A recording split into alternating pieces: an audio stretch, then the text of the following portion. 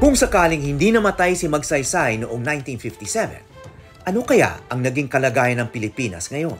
Tingin ni Arjan Aguirre. Could that be a take na maaring, it could have been a much more transformative presidency if he did not die in that fluke plane crash in 1957? It was a fluke plane crash na, there was a trajectory for the country and for Ramon Magsaysay. And I'm wondering, baka kaya medyo mababaw in a way yung nararamdaman natin na impact niya sa kasulukuyan dahil nga kinulan lang siya sa panahon. Ako sa tingin ko, Sir Howie, kung hindi siya namatay siguro, maganda na nakita natin yung mismong katunayan that, a principled political rule is really possible.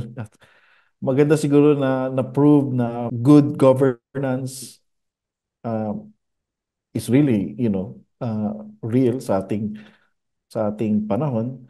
Maganda siguro na nakita na posible pala na magkaroon ng presidente na mahal talaga ng tao. Pero I think the reason why na nangyari din yun ay manatili siya inspiration. Tingin ko nag-inspire pa rin siya ng mga tao. At sa libo-libong mga public officials natin ngayon, I am sure, meron dyan na honest pa rin. Meron dyan na parang tinatry pa rin nila yung best na makitungo sa ating mga tao. So sa tingin ko hindi siya failure eh.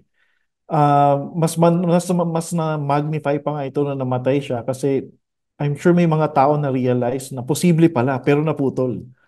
So I'm sure yung mga politiko that time, example na lang nabanggit mo si Senator Ninoy, nakatrabaho niya yun eh.